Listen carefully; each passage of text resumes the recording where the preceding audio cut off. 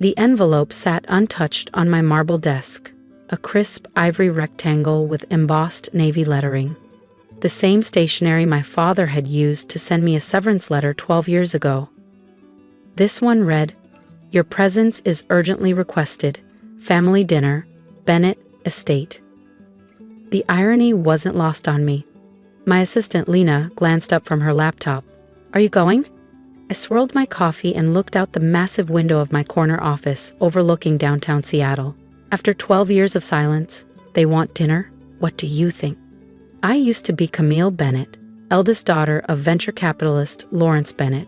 But after he cut me off at 23 for challenging his shady investment deals, I changed my name. Now I'm Camille Reyes, CEO of NovaCore Labs, a biotech firm valued at just under $900 million, 0 cents. And next week I'll finalize the acquisition of Bennett Dynamics, my father's collapsing empire. Lena placed a thick binder on my desk. The merger documents are ready, board set for Wednesday. I tapped the edge of the invitation. "How bad is it over there?" She scrolled through her tablet. "Stocks down 70% this quarter, layoffs looming, and Eva's smart device rollout flopped. They're hemorrhaging." Eva, my golden child younger sister.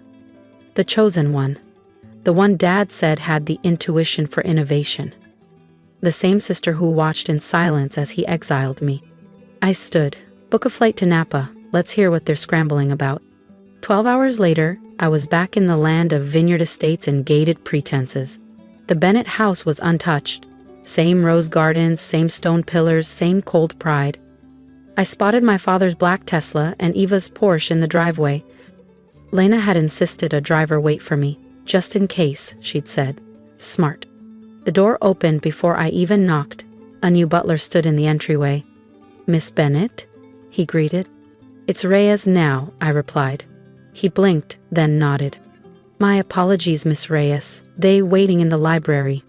Of course, the library, where every decision that ruined someone's future was signed in ink and sealed with a glass of scotch.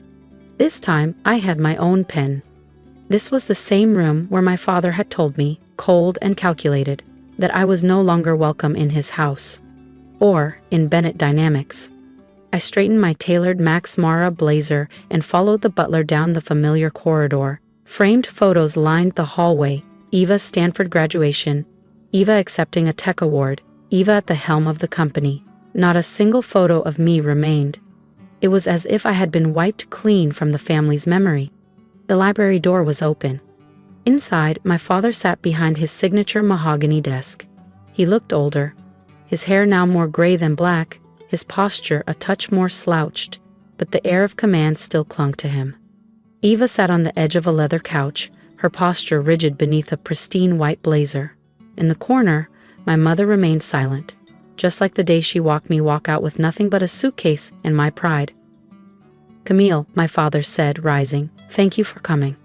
I stayed just at the threshold. When Lawrence Bennett sends an urgent invitation, how could I possibly decline? Eva flinched. My father's jaw tightened, but he gestured to a chair. "Please, sit. We need to talk." I chose the seat nearest the door, close enough to hear, far enough to leave. He cleared his throat. "We've been following your recent success." "My success?" I tilted my head. "You mean building a biotech empire while you handed Eva the keys to a sinking ship?" My mother finally spoke. "We're trying to be civil, Camille." "Like the civil silence you gave me for 12 years?" I said, voice sharp. "Or the civil way you erased me from the family photo wall?" Eva stood abruptly. "We made mistakes, okay? We were wrong. Is that what you want to hear?"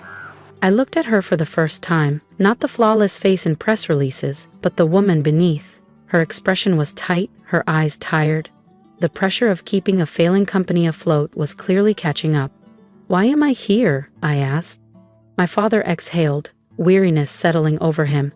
"Bennett Dynamics is in trouble. We need your help." There it was, not regret, not remorse. Just desperation, disguised as diplomacy. "My help?" I asked evenly. "We've seen what you've done at NovaCore. Your vision, your execution. We need that innovation at Bennett." I thought of the signed merger agreement in my briefcase. He had no idea. I wasn't here to help. I was here to take over. If you've ever been underestimated or had to fight for your place at the table, don't forget to subscribe.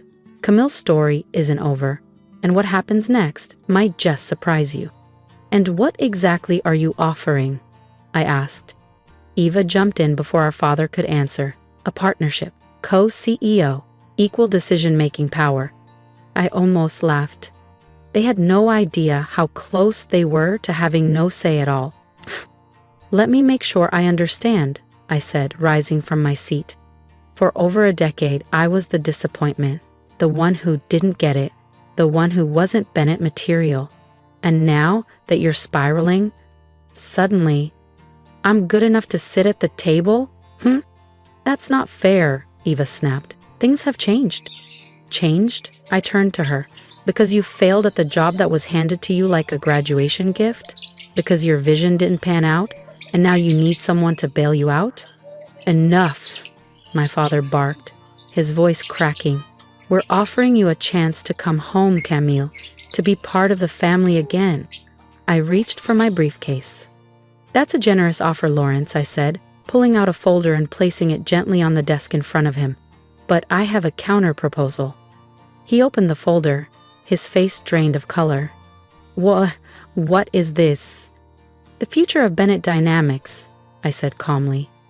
Novacore Labs has been acquiring shares through shell corporations and private deals for months. As of next week's board vote, we'll hold majority control. Ava snatched the documents from his hands, her fingers trembling. No, this can't be real. Can't what? I said softly. Can't be outmaneuvered? Can't be replaced? Can't watch everything you thought was yours get signed over? My father stood, red-faced. You planned this? No, I replied, you did. The moment you decided Eva deserved your legacy more than I did, you set this in motion. I just followed your playbook. We'll fight this, he warned. We have legal counsel. I nodded. You do? The same attorneys who helped me structure the deal. Loyalty is a two-way street, Dad. Something I learned from you. The room was silent. My mother sat frozen, her hands clenched in her lap. Eva looked like she might shatter. The board meets Tuesday, I said, rising. Take the weekend to process. Camille, please, my mother whispered. We're your family. I turned to Eva, feeling a familiar ache rise in my chest, raw and unresolved.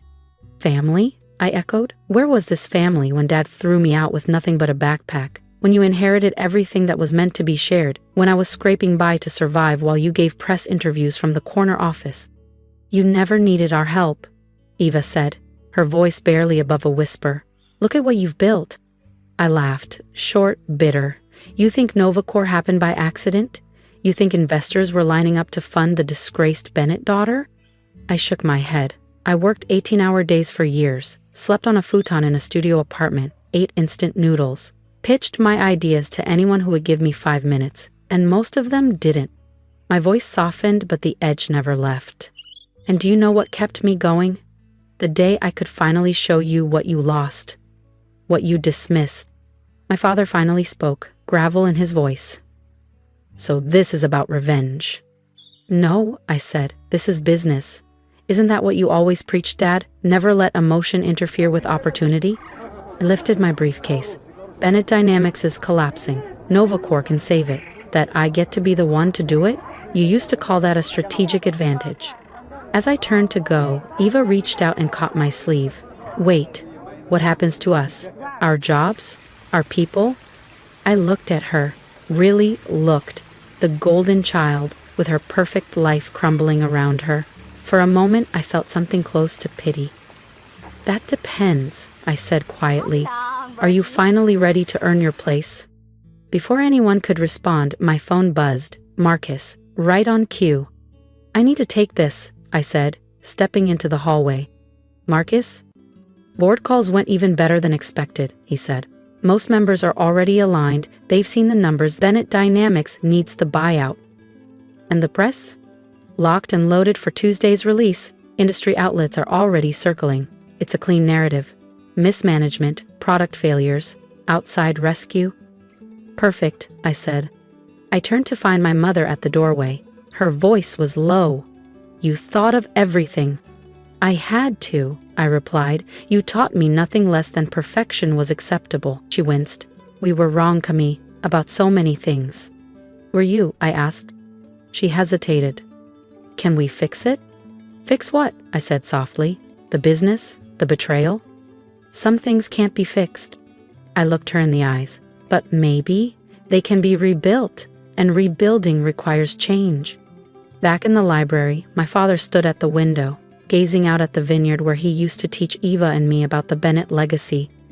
How to lead, how to preserve power. "How do you want to do this?" he asked without turning. "For the company?" I said. "Everything's outlined in the merger documents." He nodded slightly. "And for the family?" I paused. That's more complicated." Eva looked up from the pages in her lap. Her voice was small. "You're not going to fire everyone, right? There are people who depend on this place. Unlike you, I've spent years building a team from nothing. I do care about people," I said. "Anyone willing to adapt and who's qualified will have a place in the new Novacor Bennett organization. But there will be changes, major ones." "And us?" she asked quietly. "That depends on you," I replied. "Are you willing to start from the bottom, learn the business properly, prove you belong in that seat?" She nodded, slowly. "I think I need to." "Good," I said, "because that's the only way forward." My father finally turned to face me. "And me?" he asked. "You'll be offered a non-executive position on the board," I said. "Advisory only. You won't have control, but your experience has value, just not at the helm." He opened his mouth, the argument already forming, but then stopped. He just nodded. It was the first time I had ever seen Lawrence Bennett accept defeat. "The board meets at 10 a.m. Tuesday," I said, collecting my things. "I suggest you all come prepared." I made my way to the door. My mother's voice stopped me. "Camille, will you stay for dinner?" I turned around, studied them all. My father, still proud, but no longer untouchable. Even no longer protected, but perhaps finally self-aware. My mother, hopeful, but still unsure how to bridge the silence she helped create. "No," I said softly, "not tonight.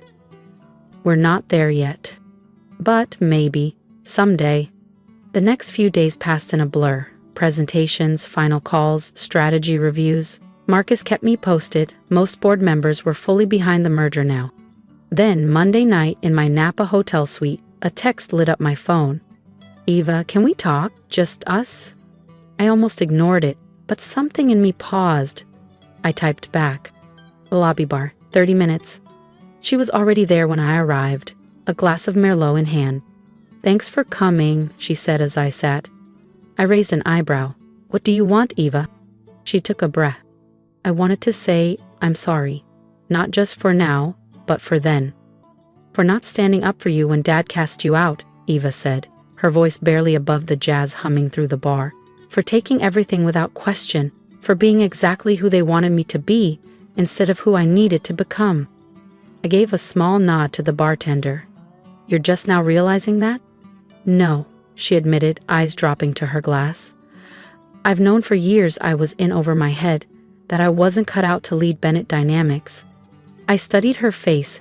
She looked stripped bare. No press polish, no inherited confidence, just honesty.